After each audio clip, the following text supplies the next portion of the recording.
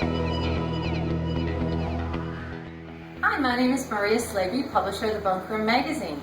Today we're going to show you how to interview a person. We're doing a mock interview, which you can use when you're doing a slice of life interview or any interview of someone you may know or a random person on the street.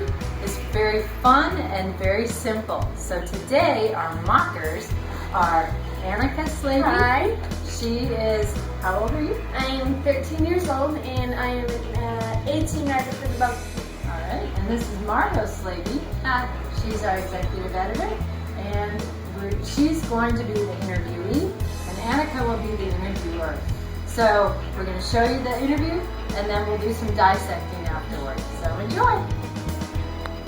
Hi, my name is Annika Slaby. I'm an 18 writer for the Bunk Room magazine. It's a magazine written entirely by kids, read by all. And I was wondering if I could interview you for one of our features. Sure. Okay, thank you. For remembering processes, do you mind if I record it? Sure, that'd be fine. Thank you. What do you do for fun? What do you do for work? Or what do you do? For like just on a weekly Just basis. on a weekend or something? Well, on the weekend, I am the orchestra manager of the Prelude Orchestra in Orlando, the Florida Symphony Youth Orchestra. And it's basically me managing a bunch of kids for the day and making sure everything runs smoothly. That's really interesting. What do you love about that? I like hanging around the kids, and they're really fun. And just making sure everything's in order and managing everything, because that's something I really enjoy. So yeah, just managing and hanging out with everyone. No, what's challenging about that? I'd say definitely when the kids arrive late to rehearsals, because we have a set time from when they are in rehearsal.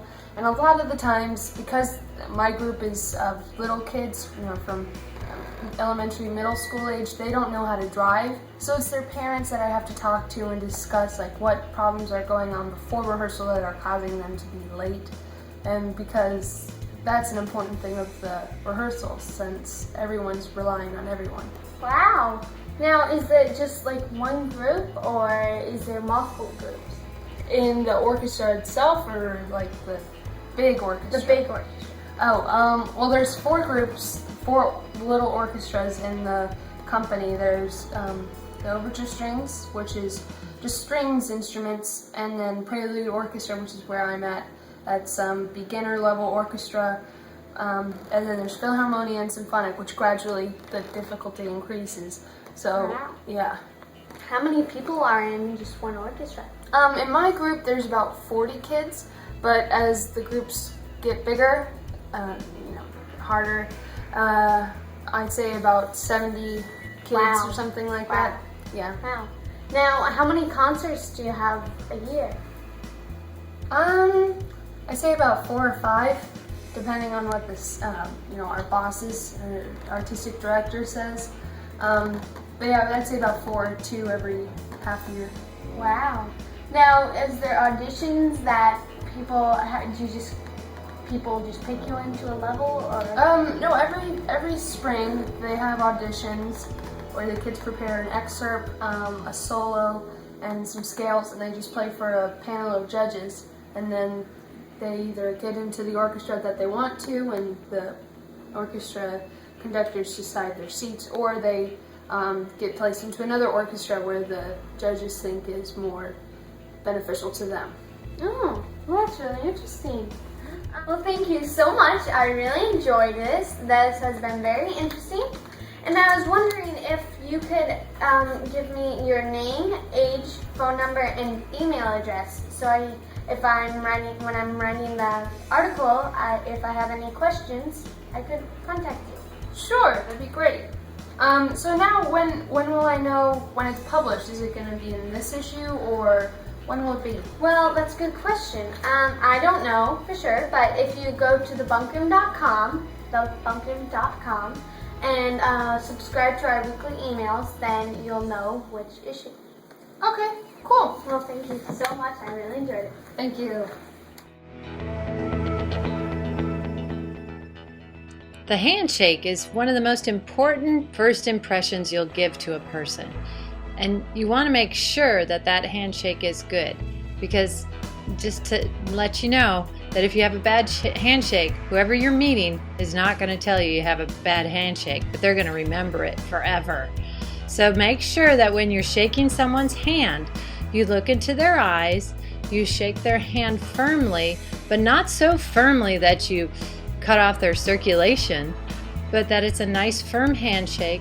You shake your hand up and down a couple of times, as you can see in the recording of the video of the girls, and smile and exchange some pleasantries.